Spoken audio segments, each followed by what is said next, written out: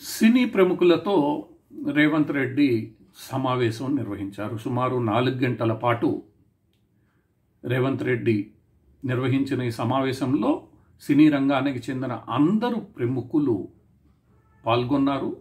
ప్రభుత్వం తరపున రేవంత్ రెడ్డితో పాటు ప్రభుత్వంలో కీలక పాత్ర పోషిస్తున్న ఆర్థిక మంత్రి బట్టి విక్రమార్క, ఉత్తమ్ కుమార్ రెడ్డి, ఇతరత్రా కాంగ్రెస్ సీనియర్ నాయకులు, మంత్రి కోమటిరెడ్డి వెంకటరెడ్డి వీళ్ళందరూ కూడా పాల్గొనడం జరిగింది. వీరితో పాటు కొత్తగా film development corporation, Telangana film development కార్పొరేషన్కు డైరెక్టర్గా, మేనేజింగ్ డైరెక్టర్గా, చైర్మన్గా నియమితులైన దిల్ రాజు కూడా ఈ కార్యక్రమంలో పాల్గొన్నారు. ఈ కార్యక్రమాన్ని సమన్వయపరిచారు. ఇంతవరకు అంతా బాగానే ఉంది. అయితే ఈ కార్యక్రమంలో అక్కినేని నాగార్జున పాల్గొనడం, అల్లు అరవింద్ ఈ కార్యక్రమానికి హాజరు కావడం కొంత చర్చనీయాంశంగా మారిన సినిమాలో పెద్ద తలకాయల్లో ఒకళ్ళైన అక్కినేని కుటుంబం ప్రతినిధిగా, సీనియర్ ప్రొడ్యూసర్గా అల్లు అరవింద్ హాజరయ్యారు.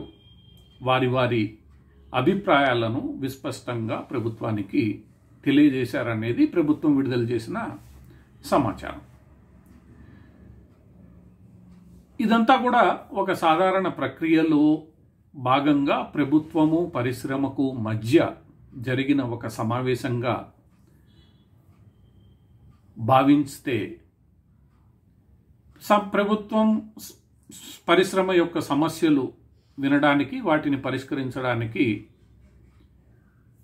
ఒక వేదికగాను, పరిష్కార మార్గాలు ఏమిటి తెలుసుకోవడానికి ప్రభుత్వానికి ఆ సూచనలు అందజేయడానికి పరిశ్రమకు ఒక వారధిగాను ఉపయోగపడి ఉండేది. కానీ ఈ సమావేశం సాధారణ పరిస్థితుల్లో జరిగి ఉంటే ప్రభుత్వమే స్వయంగా ఒక హైదరాబాద్లో ఉన్న ఒక పరిశ్రమను, ఒక అత్యంత భారీ పరిశ్రమను, ఎంతో వేల మందికి ఉపాధి కల్పిస్తున్న పరిశ్రమను గుర్తించి దానికి మద్దతుగా నిలబడడానికి చేసిందనే ప్రశంసలు అందేవి.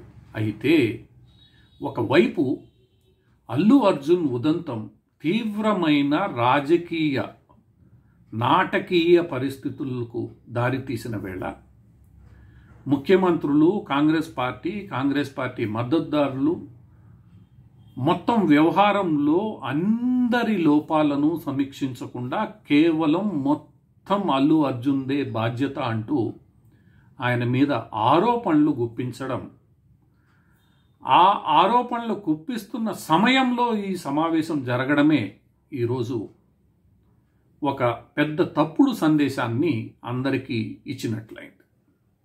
ఎందుకంటే సాధారణ పరిస్థితుల్లో పరిశ్రమ ప్రతినిధుల మధ్య, ప్రభుత్వం మధ్య ఇలాంటి సమావేశాలు జరుగుతూ ఉంటాయి. వాటిల్లో చర్చనీయాంశాలు, సమస్యలు వాటి యొక్క పరిష్కారాలుగా ఉంటాయి. కానీ ఇటువంటి ప్రత్యేక పరిస్థితులు సృష్టించి కాంగ్రెస్ ప్రభుత్వం ఆ సృష్టించిన పరిస్థితుల నేపథ్యంలో ఇదొక హెచ్చరికగా మీరు భావించాలన్న రీతిలో మాట్లాడి హెచ్చరికలు, వార్నింగ్లు జారీ చేసిన పిదప వాళ్ళందరినీ తన ముంగిటకు రప్పించుకోవడం అనేది ఎంతవరకు శ్రేయస్కరము, ఎంతవరకు ఇది కేవలం పరిశ్రమ ప్రభుత్వం మధ్య జరిగిన ఒక సమావేశంలా భావించాల్సి వస్తుంది అన్నది ప్రశ్నార్థకం.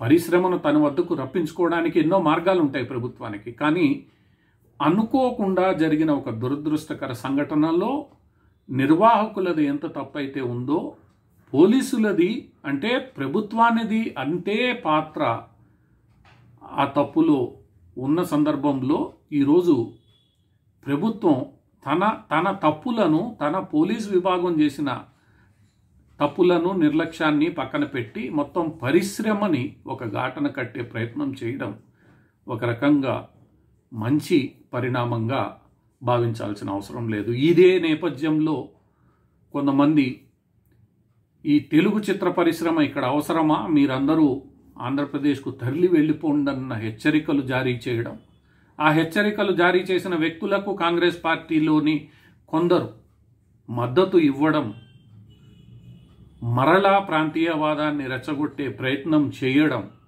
ఇదంతా కూడా ఏ నగరానికి, ఏ రాష్ట్రానికి శ్రేయస్కరం కాదు. ఎంతో కష్టపడి నాటి కాంగ్రెస్ ముఖ్యమంత్రులు, నాటి ప్రభుత్వాలు మద్రాసు నుంచి, అంటే నేటి చెన్నై నుండి తెలుగు సినీ పరిశ్రమను ఇక్కడికి తీసుకుని వచ్చి ఇక్కడ ఇన్ఫ్రాస్ట్రక్చర్ క్రియేట్ చేసి ఈరోజు ఒక తెలుగు సినిమా ప్రపంచంలో, ముఖ్యంగా భారతదేశంలో ఎంతో ప్రాచుర్యం పొందుతున్న వేళ ఈరోజు తెలుగు సినిమా భారతీయ సినిమాకు ఒక ఉదాహరణగా పరిణమిస్తున్న వేళ, తెలుగు సినిమా ప్రాభవం ప్రపంచవ్యాప్తంగా వెళ్తున్న సమయంలో ప్రభుత్వమే ఇలాంటి వ్యాఖ్యలకు దారి తీసేలా ప్రయత్నాలు చేయడం, లేదా పరిణామాలు జరిగేలా చర్యలు తీసుకోవడం, ప్రకటనలు గుప్పించడం ఎంతవరకు తెలంగాణకు శ్రేయస్కరమో ఆలోచించాలి.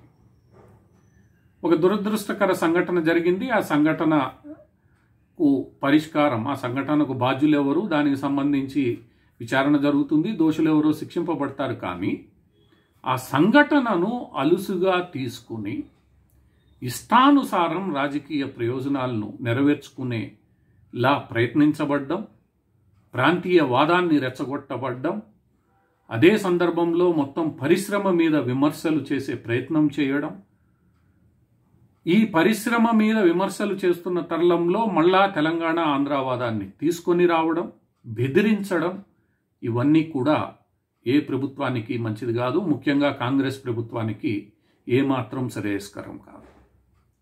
దీనివల్ల భవిష్యత్తులో మంచి ఫలితాలు రావడం పక్కన పెడితే దుష్ఫలితాలు రావడం, ప్రభుత్వానికి పరిశ్రమకు మధ్య మనస్పర్ధలు ఏర్పడడం తప్ప దానివల్ల ఈ ప్రాంతానికి, ఈ ప్రజలకి, ఇక్కడ ఆర్థిక వ్యవస్థకి ఏమాత్రం మేలు జరగదు. ఇప్పటికైనా కాంగ్రెస్ పార్టీ ఇలాంటి విషయాలలో జాగ్రత్తగా వ్యవహరించకపోతే కాంగ్రెస్ పార్టీ మీద బురద జల్లడానికి ప్రతిపక్షాలు సిద్ధంగా ఉన్నాయి. కాంగ్రెస్ పార్టీ ఇటువంటి చర్యలను కొనసాగిస్తే భవిష్యత్తులో కనుమరుగయ్యే ప్రమాదం కూడా ఉంటుంది.